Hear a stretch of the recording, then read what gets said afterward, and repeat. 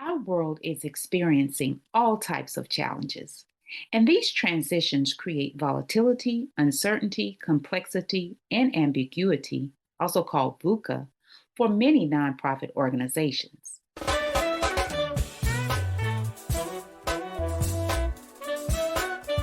Welcome to the Empowerment Zone with Ramona Houston, where we zone in on Black and Brown relations and our journey to empowering our communities.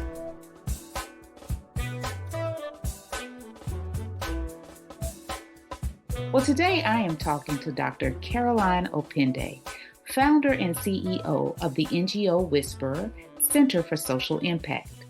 The organization has a global reach and is empowering nonprofit organizations around the world so that they may continue to operate, prosper, and advance social impact despite current global challenges. Dr. Opinde also tells us about their upcoming event, the Future of NGOs Global Summit, which will be held virtually December 8th and 9th, 2022. And she encourages our listeners to attend this virtual global summit.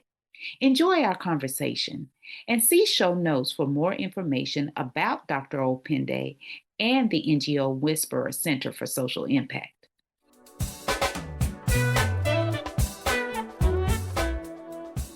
So today we are talking to the founder and CEO of the NGO Whisperer Center for Social Impact, Dr. Carolyne Opinde. Welcome to the Empowerment Zone, Dr. Opinde. Thank you so much, Dr. Houston. It's really an honor to be here today. Well, I would like to share with you that you are one of three people who I have interviewed 3 times on the Empowerment Zone, and it's always such an honor to have you. My sister being one, Dr. Ramona Houston, Mr. Alfred Ramirez, who is a very good friend of mine, and you. Y'all have the record for the most episodes on the Empowerment Zone, 3 each. It is really a great honor. I feel so honored to be here. This being the 3rd time. It's just so honored. Well, thank you so much for joining me today. I'm really excited about sharing with our audience your event that is coming up, the Future of NGOs Summit, which will be December 8th and 9th this year. And it's a virtual event, and I'm really expecting it to make a big impact, as the NGO Whisperer has always been on a mission to do. And so I'm excited about the summit, and I'm sure my audience will be interested in participating as well. So before we get to the specifics and all the great offerings you're going to have at the summit, why don't you share with us a little bit more about the NGO Whisperer Center for Social Impact and the work that you all are doing? Thank you so much, Dr. Houston. Once again, our viewers, the NGO Whisperer Center for Social Impact is an organization, it's really a business that is based in the United Kingdom and works globally.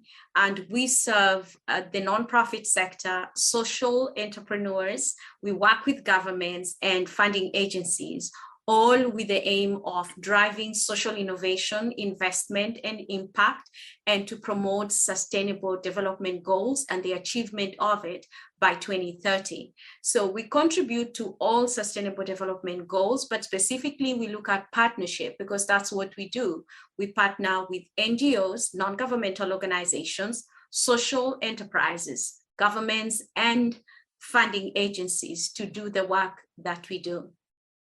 So tell us, here at the Empowerment Zone, we're all about empowerment and impact. So tell us how the NGO Whisperer Center for Social Impact is making that impact and empowering communities. Great question. As I mentioned, we work with different entities, specifically with nonprofits or NGOs, as we call them, outside of the United States and other parts of the world, non-governmental organizations, and also businesses that are considered social enterprises. we offer support in 6 different ways. The first one is in raising resources through resource mobilization, identification of sources of funding, helping them to submit bids, and that could be in form of grants or even sometimes fundraising events that we help these organizations to host.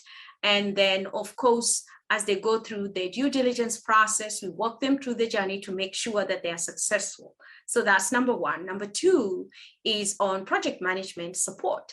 And that is with respect to funding that they have received either through us or through other sources. And we help them to implement these projects to ensure that they are meeting the needs on the ground and helping the communities that they are serving to actually receive the rewards that they need to get out of the projects. Because most often than not, organizations go into community and they implement projects, but they do not really focus on the communities gaining or getting optimal results from the project. And it just ends up being some kind of money-making venture where you're getting funding every year, but nothing is changing. Mm-hmm. So we are pushing for high impact projects when we work with our clients. The third thing is on governance.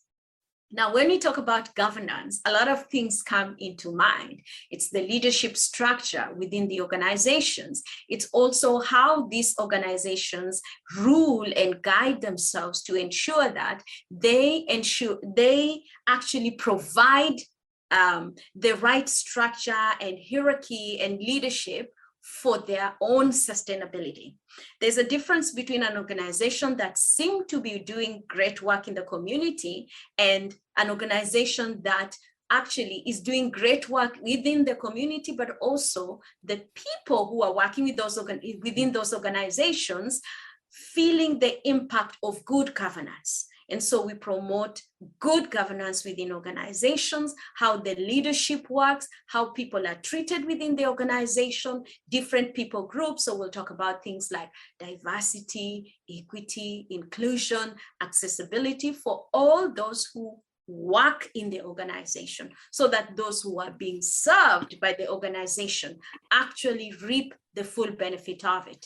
The fourth thing is on compliance and enterprise risk management. This came out really strongly during COVID, because during COVID, many organizations found themselves in a place where they were not prepared for the risk of a global pandemic that was going up to 24 months. And as we know, many nonprofits, many businesses closed down. And so we are helping organizations to put together risk management strategies and also to be compliant, to be able to withstand pandemics and anything that may come their way. The fifth thing that we do is on executive coaching, masterclasses, and now the summit that we'll talk about a little bit later. And that's in all geared towards building the capacity of the people, they themselves who work within the nonprofit sector or the social enterprise, or now as a Center for Social Impact, we're working with anybody, including government representatives, government officials, and also funding agencies that are making an impact in the community. So we have weekly masterclasses every Thursday throughout the year, and each month we have a topic. So for example, the month of October is the month of mental health. So we have health and wellness, but we've also brought in issue of financial wellness, but this is not financial wellness for the organization. It's personal financial wellness, because we know that my own personal financial wellness, if I am not well financially as an individual, it could impact how I lead as a leader within the nonprofit sector or government or whichever sphere I lead in. So that's masterclasses. Now, The beauty of it is we offer free masterclasses as well. Once every month, anybody around the world can just go to our website and sign up for our free masterclasses. And the free masterclasses are usually foundational course, introducing the 4-week masterclasses. Those are usually the last Saturday of the month, introducing the following month and the masterclass that will follow on. Then when it comes to the summit, I will talk about it shortly. But lastly, before we go, the 6th thing that we do is the NGO Whisperer branding and marketing platforms. We have a podcast show, it's called the NGO Whisperer Show on YouTube channel, and our channel is the NGO Whisperer channel. And we also have the NGO Whisperer magazine, which is a quarterly magazine. Now, these two platforms are currently undergoing rebranding. As many of you who have known us from the past, we were the NGO Whisperer, and now we are registered here in the United Kingdom. We are based in Manchester in the United Kingdom, and we are now the NGO Whisperer Center for Social Impact. And so our branding internally has changed, and also our branding platform is now changing, and we are going to bring in a whole lot of different things that we'll be doing. And so as from Q4 of 2022 going forward, we will bring you more on the NGO Whisperer Show, as well as the NGO Whisperer Center for Social Impact magazine. Those are the 6 ways in which we make an impact in the world, and we serve the people that we work with, who are NGOs, social entrepreneurs, governments, and funding agencies. And we call this the NGO Whisperer sustainability model for organizations. Thank you so much for sharing this. I love it. These 6 areas that you're making an impact in, the NGO sustainable models, fundraising, program management, governance, compliance, executive coaching, and branding and marketing. I'm sure that these particular offerings of the NGO Whisperer Center for Social Impact is really making an impact not only on NGOs, non-governmental organization, but also on the people who are doing this great work. I love the idea of the executive coaching and assisting the financial empowerment of individuals, because so many times we bring our challenges to work, our health challenges, financial challenges, all the different ways we're challenged as individuals, and how can we live up to our purpose and do our best work if we're having these personal challenges. So I really commend you on the work that you're doing that looks at the well-being of the individuals that are working in the organization. So when you talk about serving NGOs around the world, can you tell us some of the projects or impact that you've made and just share some examples of your work? Thank you so much. Great question. We work with nonprofits, NGOs in different countries. They are called different things. Here in the UK, they are called charities. I know in the United States, they are called nonprofits or not-for-profit. In countries like Kenya, where I come from, they are known as NGOs, non-governmental organizations, or non-profit organizations. So we work with every organization that is considered non-governmental organization, which are really non-profit in nature. We also work with social enterprises who are profit-making organizations, but actually have a corporate social responsibility arm that gives back to the community. We work with government departments, and these are government departments that promote developmental work or humanitarian work. And developmental work, as you know, is work that speaks to bringing development, whether it's socioeconomic, health, and what have you. And humanitarian work is work that responds to relief. It could be floods, it could be hurricanes, tornadoes, earthquakes, and all sorts of things. Right now, like you have now in the United States of America, specifically in Florida area and all that, there's a lot of organizations providing humanitarian work. So we work with all sorts of organizations in the 6 different ways that I have mentioned, using our sustainability model. An example of countries where we work in is in Africa, sub-Saharan Africa, and we work in countries such as South Africa, for example. Many of our clients come there. And why South Africa? I am Kenyan and I lived in South Africa for the most part of my adult life, and my career grew so much. Started off in Kenya, but grew up so much in South Africa. And so naturally, my clients come from that area. So we have South Africa, we have Eswatini, formerly known as Swaziland. It's a small country, it's a kingdom inside South Africa, but it's also a sovereign state. There's another country also inside South Africa, for those who know your geography, it's called Lesotho. It's also a kingdom. So these are kingdoms inside South Africa, but they are sovereign states. We also have clients from countries such as Mozambique.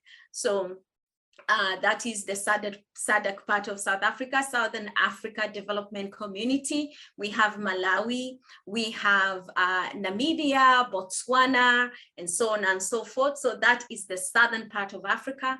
In the eastern and central part of Africa, we have clients in Kenya, South Sudan, which is one of the newest countries in the world, actually, Uganda, Tanzania, Rwanda, Burundi. So all those are countries where we serve or have clients who either we serve every day as our VIP clients who we serve through resource mobilization, or those who attend our executive coaching. Then we also have West Africa, which is mainly Francophone Africa, meaning French-speaking Africa countries. And then we have also Nigeria, Ghana, and other part of North and Western part of Africa. So that's in Africa.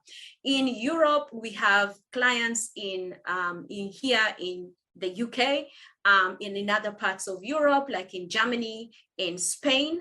And for clients in Spain, there's a correlation or relationship that exists between them and Latin America. And so because of that, we also have clients in countries such as the Dominican Republic, Honduras, and Guatemala. So that's how far we spread in Latin America or South America. Then, of course, in the United States, we have so many clients spread across East Coast, West Coast, Midwest, and so on and so forth.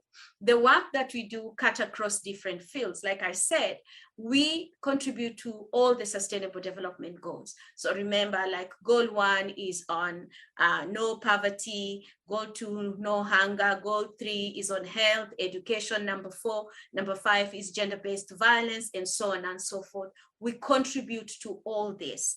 Some of the good examples that I can share with you from different parts of the world, for example, in Honduras, for example, we work with an organization that's about 25 years old. It's called Tree of Life Ministry Spanish America. They have a Spanish name, which I will not attempt to pronounce, but it is the direct translation of Tree of Life Ministry Spanish America. They are an organization of one kind.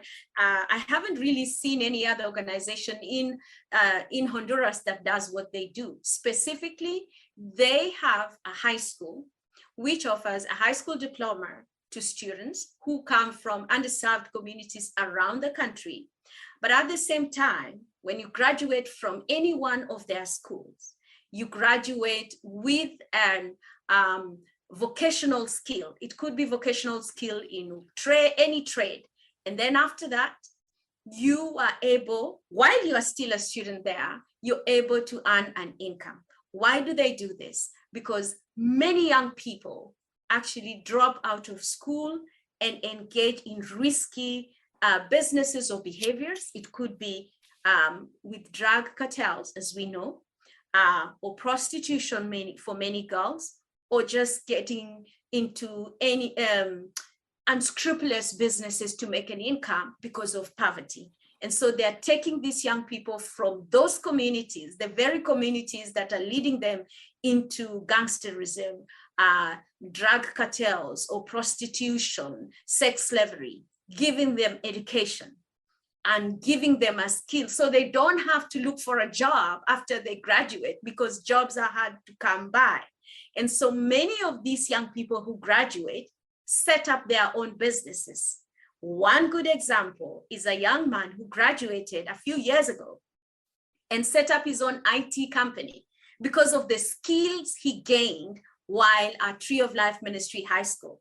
And now, guess who is the IT service provider for the entire organization? That young person.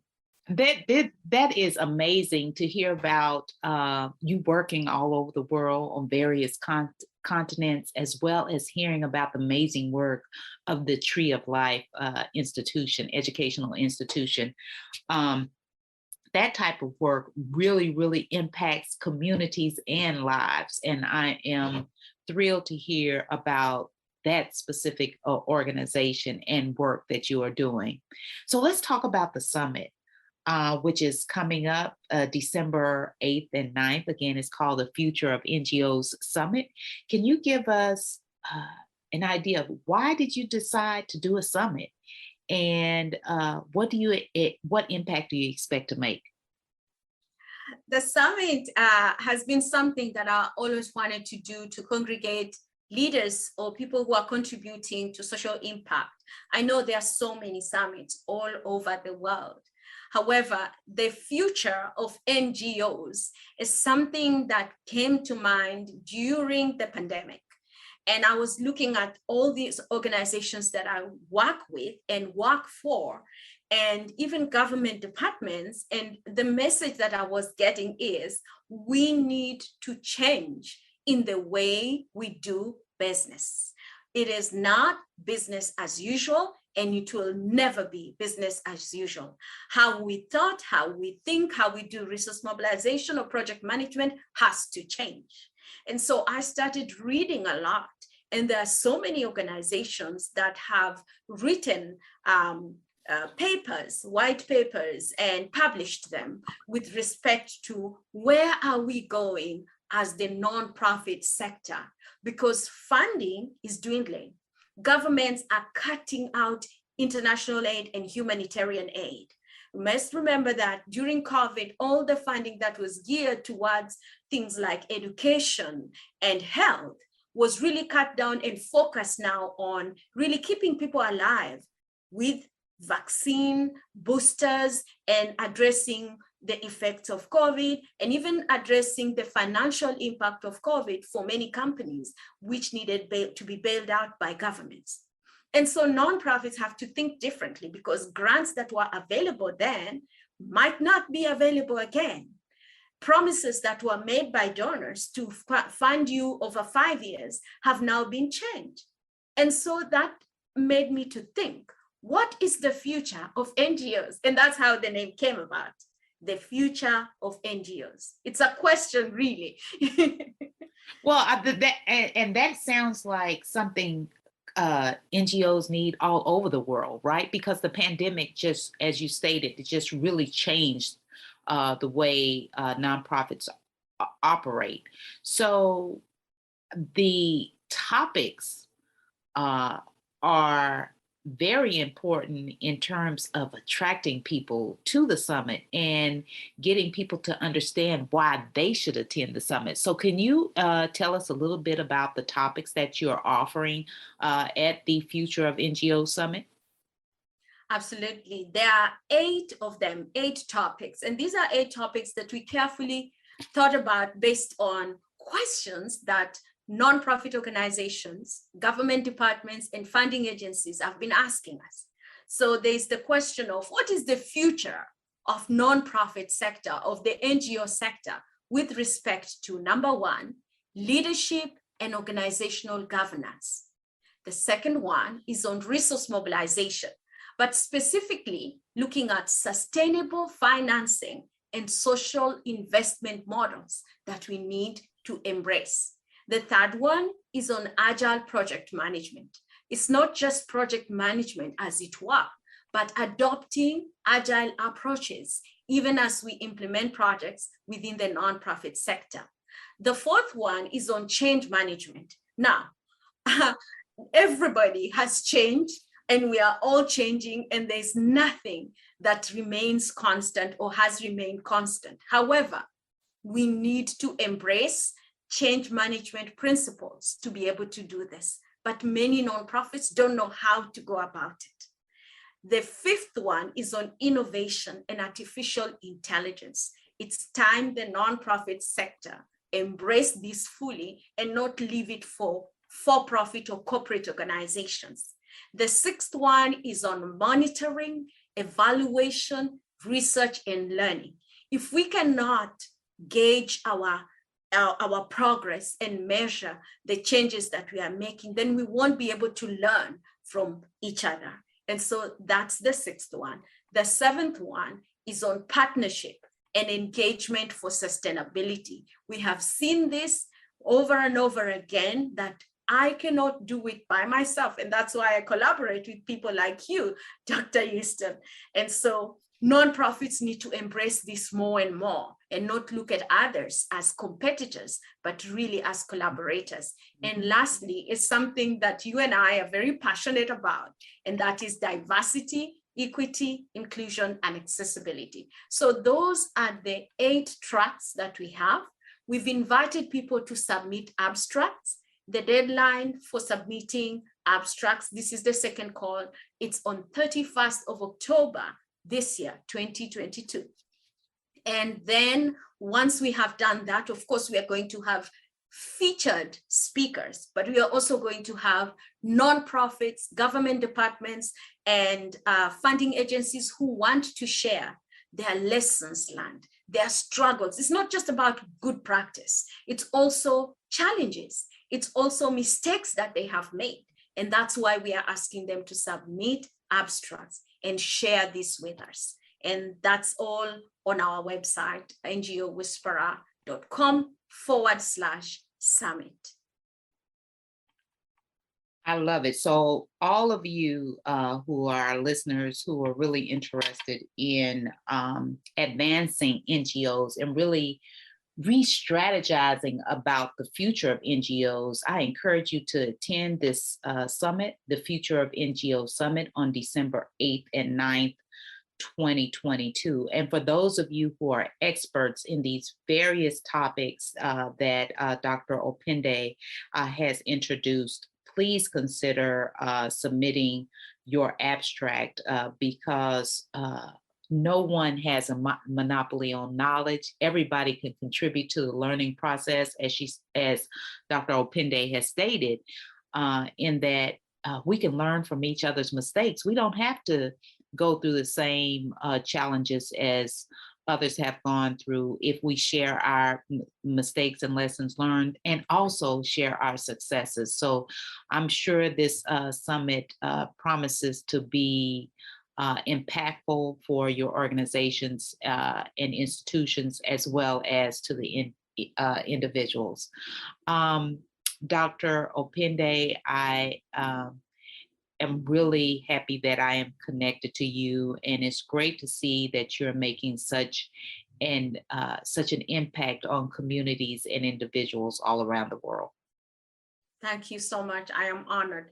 One more thing that I wanted to say about the summit is that because we are aware that people come from different parts of the world with different economic capacities, we have a 3-tier ticket sale. So we have tickets for those who come from low-income countries, something they can afford, tickets for those who come from middle-income countries, and also high-income countries. So regardless of where you come from, you will get value for the money, but also we want to ensure that it is accessible to all.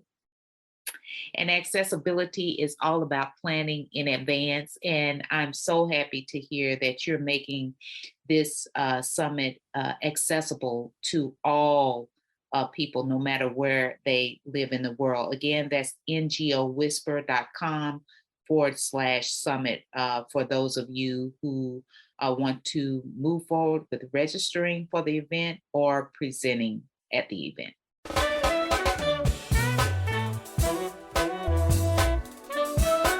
So, Dr. Opinde, as you know, I always like to hear strategies for college success.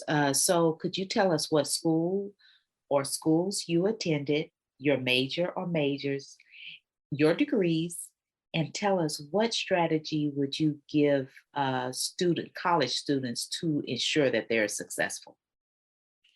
I hold a bachelor's in mathematics and chemistry from the University of Nairobi in Kenya. And then I hold a master's of science in project management from the University of Salford in Manchester, United Kingdom. And I also have or was honored with an honorary doctorate from United Graduates College in the United States. So those are the degrees that I hold, 3 of them. My strategy for anyone who is studying, specifically, I want to focus on women and girls of color, and those who come from low-income communities or countries like I come from. I can only speak from experiences that I have. Number 1, you are worth it, and you can go as far as you could want to go. You are the only one who can set limits to what you can be. Your impact in the world is not dependent on where you come from. I come from Kenya, went to a primary school which is not well known, and here I am working with people around the world. I am not there yet. We are still striving. And so my one thing that I want to leave you with is whatever you do, be excellent in it, because excellence has no gender. Excellence has no limits. You are excellent. If you are excellent in anything you do, there will always be a seat at the table for you. I love it, Dr. Opinde. To women and girls, know that you are worthy. You can succeed. You are smart. And most of all, embrace excellence. That is the best thing to do to ensure your success. Thank you so much, Dr. Opinde. It was wonderful having you. Thank you so much. I am so honored to be here today.